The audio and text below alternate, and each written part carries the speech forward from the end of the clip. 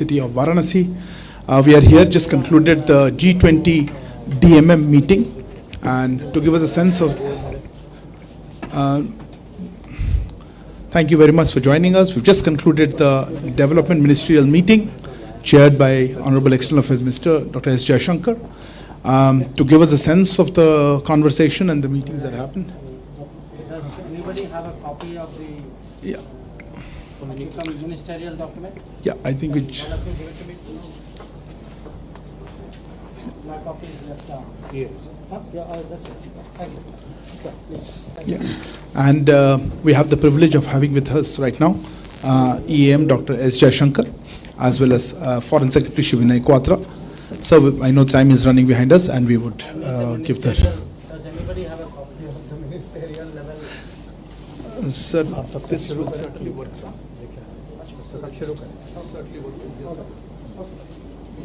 If I can get a text, it would be helpful. May I request my team just to give a copy, a printout of the DMM final outcome document, which has just been adopted by the meeting. That will be here with us in a minute. Quickly, if you could. Sir, may I hand over the floor to you?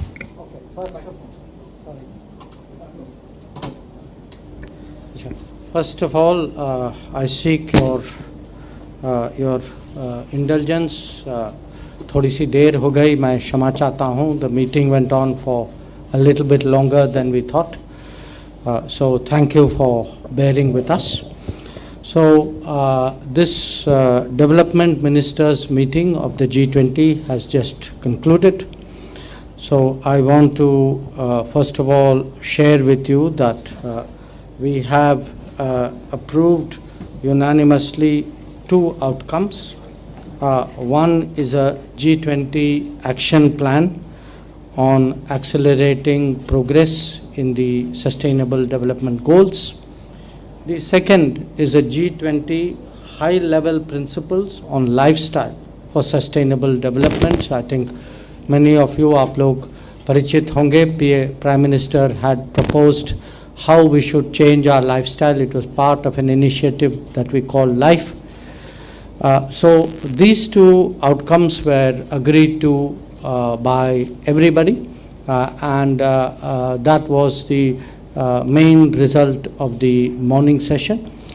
We had further discussion on these subjects in the afternoon. Much of the morning was spent on sustainable development goals. Much of the afternoon was spent on climate change and the relationship between climate change and sustainable development goals. And then at the end of the meeting, we had outcome of the ministerial, of the development ministerial, which was an outcome document and a chair summary, because some countries had reservations on some parts of it. So these were the three documents which were done. In terms of the action plan, I want to share with you that the action plan put a very sharp focus on women-led development for achieving SDG goals. There was a commitment, how do we leverage data for development, because this is a digital era and there are many digital tools which can be used to advance development. Many of you are familiar. In India, in the last few years, we have shown how much of a difference digital apps and digitally driven programs can make in terms of public delivery of programs and goods. It also focused on human-centric economic growth and the sustainable finance for development, including through the reform of international financial institutions. So these were the main aspects of the action plan. And the action plan is very important because I think most of you would know that in the last few years, many of the sustainable development goals of countries have fallen behind. because they are under financial stress. There is a debt pressure on them. They are finding food and energy and fertilizers more expensive. Expensive. So the G20 basically understood today, recognized today that the global south is having great problems, that somewhere we have to respond to it through an action plan. So this action plan was proposed by India, and I'm very happy to say on this matter there was no politics. Everybody understood the importance of it. Everybody rose to that occasion. So there was a desire to be completely helpful on everybody's part. The second outcome was on lifestyle for sustainable development, and basically the thinking behind this, because some of you would be familiar, some of you may not be so familiar, what is this initiative about. Basically what has happened for many years, when we think of growth, we think that growth means there should be more consumption in every country, in every society. So our thinking of growth is there should be higher consumption, and that will drive growth. What it has happened is that this has damaged nature. This has created problems for the planet. So Prime Minister has been proposing for some time that instead of looking at the supply side, we should actually look at the demand. And if every individual, because when we again think of saving the planet, we think, okay, this is the job of a government, it is the job of UN, it is the job of an organization. We don't fully recognize it is a job, it is a responsibility for every one of us. That there is an individual, that is every one of us as an individual can contribute to a better planet, to protecting really the environment and nurturing it. And this is something which has taken the form of, as I said, this set of initiatives, and they focus on economic and social improvement through lifestyles for environment. They give priority to basic needs, because again, many countries, and again, I point even to India, that the basic needs of vulnerable sections of society have to be met if we are to talk seriously about sustainability. That sustainability, we cannot say there is a sustainable planet and you have a very rich segment of that planet, you have a very vulnerable segment of the planet, and one is not connected to the other. The third part of it is really the outlook of Vasudhaiva Kutumbakam, which is really the world is a family, and in the case of India, you know, the G20 motto itself is of one earth and of one family and of one future. And the core principle, what I think today the G20 agreed is, individuals, apart from governments and organizations, individuals and communities must contribute to environmental and sustainability issues, and that this needs to be done at a grassroots level. We also had a discussion about how, you know, the local communities should connect with global policy making. How do we link that? How do we get benefits of that? And that, again, there was a very important acceptance that when we talk today about progress in the world, it is not just about economic progress, though economic progress is very important. Economic progress must always have sustainability as a component. There must also be a sharing of cultures, and that is again something that was widely recognized. So this is broadly the sense of what we discussed today in terms of the documents. I just want to add something else, because during the course of discussions, I think many delegations made some very interesting points. A lot of them were very appreciative of the Voice of Global South summit process which India had convened. In fact, the delegates, especially from the global south, but I would say even from the developed countries, many of them said that they recognized that instead of, I think this was particularly the view which AU expressed, that instead of actually telling countries of the south what G20 has done, for the first time a G20 president was asking countries of the global south, what do you want put before the G20? So this was a very strong point which was made. The second point I want to bring to your attention is, you all know in the morning our session began with Prime Minister's address. That address is public, it was an open session, and it was very, very widely welcomed. I think many heads of delegations in their remarks actually specifically said that they saw a Prime Minister who was personally invested in development, in sustainability, in poverty alleviation, in inclusiveness.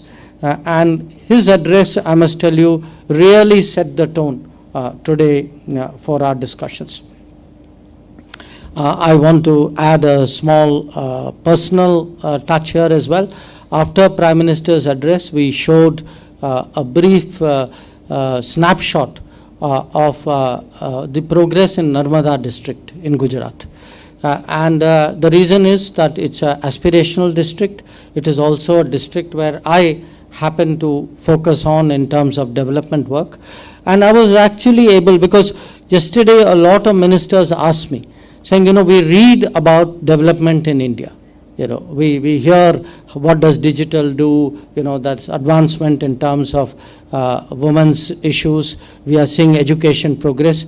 So they were very curious that, we read about it, but, how does it happen on the ground? So this snapshot that we did, and after showing it, in fact, I put it out on Twitter, so those of you who are curious may want to see it. It actually showed them on the ground what happens, that to the last mile, how is delivery done. The other point which I wanted to mention is that many delegations expressed very deep solidarity and sympathy on the Orissa rail accident. I also acknowledged the fact that they did that.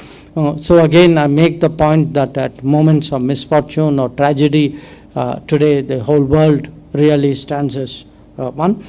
And the concluding, I would say, concluding note before we actually came to the last session was that the Indian presidency, again for many delegations, was a cause of optimism. That they felt that the Indian presidency actually brought development back into the center of G20 discussions. And that this was somewhere in between, focus was a little bit lost, I would say, or less. And they were very, very appreciative of this. So this was really the thrust of the meeting developments. But I think my coming here and speaking to you, I should, of course, fully recognize the enormous support that we have got to hold this meeting in Varanasi. We had yesterday, most of us went for the Ganga Aarti, and almost everybody told me today morning in the meeting, before we went into the meeting, for them it was a unique experience. That if other than the outcomes we got, everybody said when we go back, we will carry that picture of Ganga Aarti in our minds. So for them, actually Kashi, Varanasi, made a very deep impression, the idea, and in fact it highlighted this importance of understanding and appreciating other cultures. That today, for a lot of countries to see this thousands of years city, with the layers of history which is so visibly expressed, I think that was a very moving experience. Even here, I would say that the handicrafts they saw, the folk dances they saw, the handlooms, this too was important. And yesterday evening, Chief Minister Yogi Adityanath ji was very gracious enough to come down to Varanasi to meet all of them, to interact with many delegation leaders. They appreciated it. I appreciated it again because I know the great effort which has gone into making this a successful meeting. And the sense of pride today that Uttar Pradesh as a state and Varanasi as a city has in hosting this meeting. And this state has been a fantastic partner in terms of our G20 efforts, and I really want to use this to underline my appreciation for what the Chief Minister and his team has done. So I think that would be a fair account of the meetings today. So if you have any questions, I would be very happy to answer that. Thank you. We will now open the floor for questions. Please introduce yourself and the organization that you represent, and please limit yourself to one question if possible. We are running behind time. Yes, sir. You there. Microphone will come to you. Please hold. Please sit. Good evening, sir. Dhairya Maheshwari from Sputnik International. My question is about the gaps in the SDG financing, which has been soaring since the pandemic. So have there been any concrete commitments particularly from the rich nations? And another related question to SDGs is the politicization of supply chains. It has been making an impact in Indian communities as well, particularly in the diamond industry in Gujarat. So what sort of discussion What took place kind of on question? the Sorry, what politicization of supply chains, which has been affecting the economic, well-being of communities? The answer to your point is, yes, SDG financing gap was discussed. Yes, it was recognized as a very, very important issue. And there was a discussion about the UN Secretary General's proposal for a SDG stimulus at the UN. There's also, by the way, a Paris summit on a new global financing pact in which France and India are among the leading countries who are working on that. So this was very much a concern, because at the end of the day, the feeling was without more resources. Before SDG was slowing down, actually in the last few years, many of the goals have regressed. So the feeling is we have to do something very different, very special, and resourcing was one of the issues. Your second question about the diamond industry. This is not a G20 issue. The diamond industry concern is essentially coming out of the G7. So when Prime Minister went to Hiroshima and we met with G7 leaders, it was something that we discussed with them. I was myself in Brussels. I met both the Prime Minister of Belgium and with the commissioners in the European Union. And on Prime Minister's instructions, I raised this issue with both of them, that this is a matter of livelihood for many people, that it is not an issue where, which should be taken in a not fully considered way. And we really do believe that, the totality of the global economy should always be considered when important decisions are made. Yes, please. Microphone next to you. Good evening sir, मैं Girish Dubey ANI से वाराणसी से।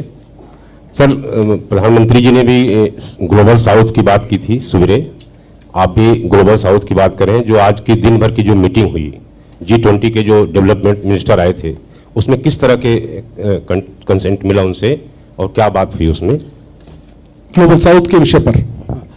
देखिए, जो आप जो कह रहे हैं बिल्कुल ठीक कह रहे हैं कि आज सुबह भी प्रधानमंत्री ने ग्लोबल साउथ पे काफ़ी बल दिया, और जो हम कहते हैं वॉइस ऑफ ग्लोबल साउथ, हमारी कोशिश थी साल के शुरुआत में कि ग्लोबल साउथ की जो चिंताएं जो हैं, उनके मुद्दे जो हैं, उनको एक बार जब तक हम उनसे बात नहीं करेंगे और उनकी चिंता नहीं समझ पाएंगे, तो G20 जो है वो अपने रास्ते में जा रहा है और ग्लोबल साउथ जो है वो पीछे रह जाता है, उनकी कोई सुनता भी नहीं। तो हमारी कोशिश थी कि वो 125 देश जो थे, 125 देश जो थे, उनसे एक बार अगर संपर्क संवाद हो जाए, उनसे बात करें, उनकी बात सुने, उसका निचोड़ निकालें और उसको G20 के सामने रखें। और G20 में भी अगर एक ऐसा माने, क्योंकि आप जानते हैं कि इसके अलग अलग ट्रैक्स होते हैं, उसमें से सबसे जो स्वाभाविक था कि हम इस मुद्दे को उठाएं, ये वो इस मीटिंग इस ट्रैक में था। तो हमने बिल्कुल ये बात उठाई कि G20 की ये चिंताएं हैं, और ख़ासकर जो एनर्जी, जो मैं कहता हूँ एनर्जी, फूड, फर्टिलाइज़र की हैं, डेट की, कि बहुत सारे ऐसे देश हैं उनका ऋण, उनका डेट, उनका कर्जा इतना ज़्यादा है कि वो उसको वापस दे नहीं पाएंगे। और आजकल जो डेट रिलीफ जो मिलता है वो खाली कुछ देशों को मिलता है, क्योंकि ये एक पुराना फार्मूला था जब दुनिया की इकोनॉमी कुछ और थी। तो उसके बाद कुछ और देश आए हैं और उनको आजकल कहलाया जाता है कि भाई आप तो एलिजिबल ही नहीं हो। अब अगर वो इस माने कठिन समस्या में है और आप उनको कहते हैं कि रूल जो है कुछ अलग है, ये तो नहीं चलेगा। तो हमने जो है ये 125 देश की ओर से उनके मुद्दे जो हैं हमने सामने रखा, और मुझे लगा कि आज जो है G20 के देश सुनने के लिए तैयार हैं। उनको भी ये नहीं है कि ये ना समझते हैं या ना समझना चाहते हैं, उनको भी लगता है कि भाई हाँ कुछ है इस बात पे। और अगर भारत जैसा देश और नरेंद्र मोदी जैसे प्रधानमंत्री अगर वो अपनी आवाज़ उठाएं, अब अगर वो खुद माने पर्सनली इस बात को सामने रखें, मुझे लगता है कि दुनिया पे ज़रूर असर होगा। और मुझे आज इसका असर जो है इस पे दिखाई देता है, पर इसको हमें अब ज़मीन में उतारना है। इसमें कुछ और भी ट्रैक्स हैं, जो फाइनेंस ट्रैक जो है उससे भी कुछ निकलेगा, कुछ और भी हैं। और जो बड़ी मीटिंग जो सितंबर में होगी उसमें देखना होगा कि उसमें उस मीटिंग के दौरान क्या निकलता है। Anyone else? Okay. Eliana? Good afternoon. Eliana, TASS News Agency. Am I right to understand that the outcomes of today's meeting will be the part of the declaration for the summit in September? Sorry. Yeah. Yes, and I also have another question. I heard on the sidelines of the meeting that during the first part of the discussions, the countries supported the statement or the proposals, or what is it, the speech of the delegate from Russia, which was on food security.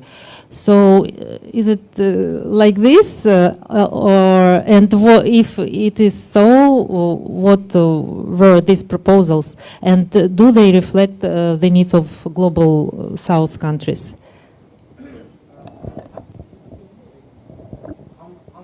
Because we're running a little bit out of time. Please go ahead. So this is Amrit Pal I'll Singh take from two and then DD News. So I wanted to know about what transpired at the bilateral meetings that you held with the representatives from the ones you met, especially the Singaporeans. Singaporean. Jackie, microphone here, please. Thanks. Hi, Jackie Marsons, BBC. Just a question. At the beginning of the whole G20 process, there was concern that Ukraine was going to slightly derail the talks. Do you feel that this meeting has put the focus squarely back on development, which is what India was interested in, where the meeting should go? Last question, you please.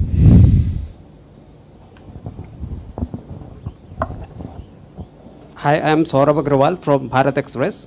My question is कि आपने बताया कि second session में lifestyle पे भी चर्चा हुई, तो ये G20 के जो कंट्रीज थे, कोई एक कम्प्रिहेंसिव प्लान बनाया जो ये लाइफस्टाइल चेंजेस पे लेकर कुछ आउटकम आए इस पे?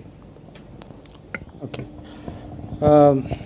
Your first question about the summit.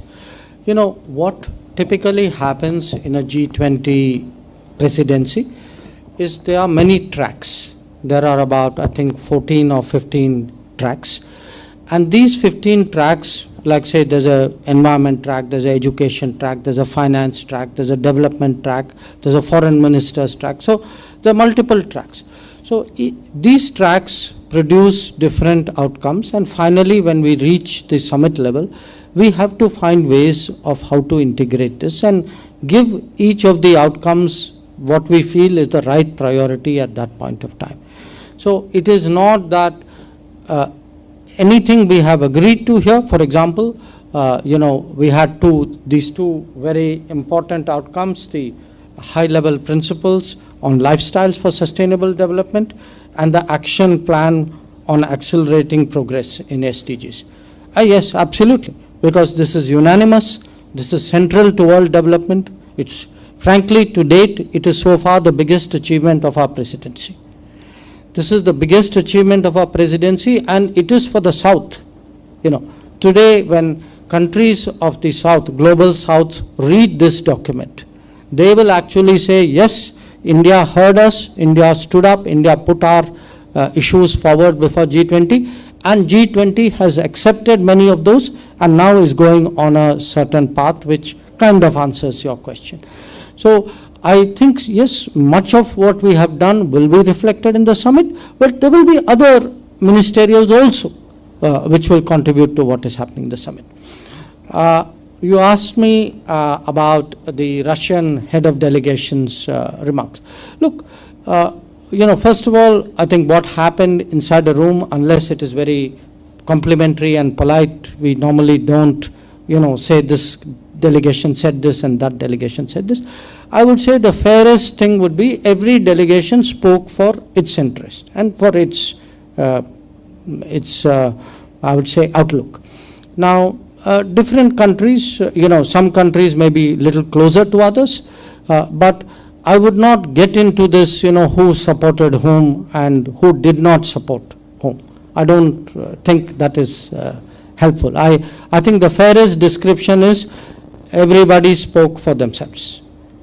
And my job as chair was to find the common elements and put it together, and that is the document that is there before you. The question about Singapore, we had a discussion on a set of issues because we have a continuous conversation with Singapore.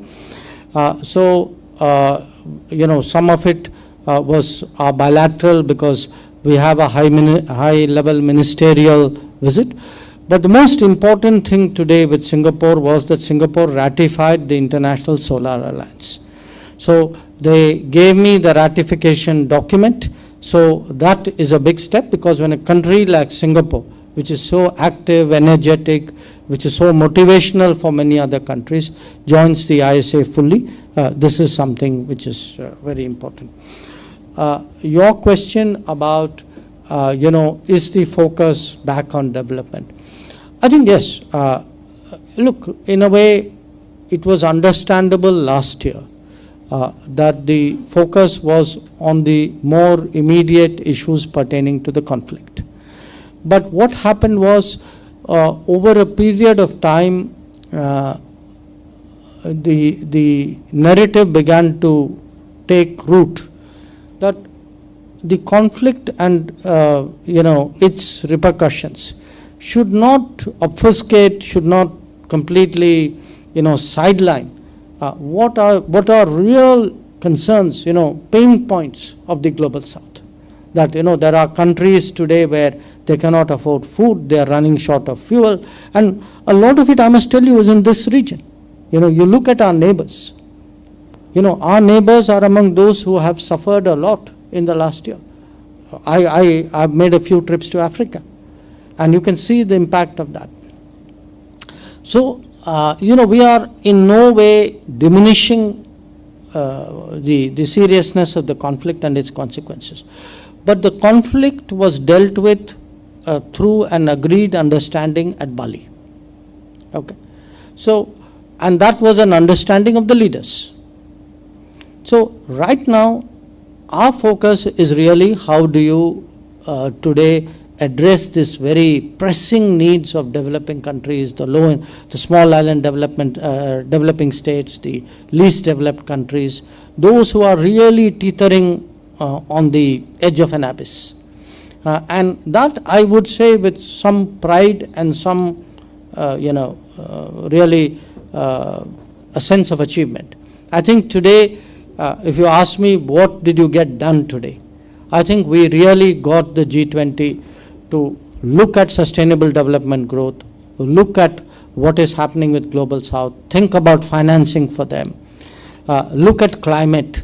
Think about climate financing. Look at the link between development and financing. Look at women's issues, at education, at digital. These are the real issues of the world. And I think in that sense, yes, we, I think, got the spotlight, the focus on those issues.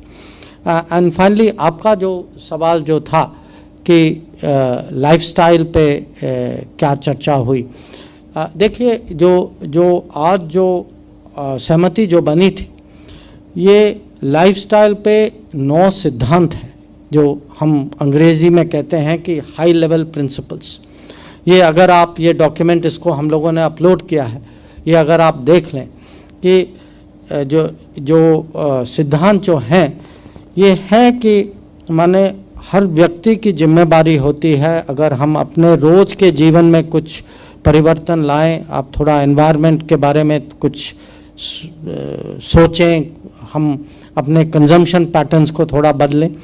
तो इसमें पूरा environment, हमें ये नहीं सोचना चाहिए कि environment बचाना किसी और का काम है, ये हम सबका दायित्व है. तो ये 9 प्रिंसिपल्स जो हैं, ये पूरे दुनिया को क्योंकि ये G20 जो है अलग अलग, आप जानते हैं कि कुछ विकसित देश हैं, कुछ विकासशील देश हैं, कुछ अमेरिका से हैं, कुछ यूरोप से हैं, अफ्रीका से हैं. तो हम सब मिलके हमारा जो है सहमति जो बना इन 9 सिद्धांतों पे, ये छोटी बात नहीं.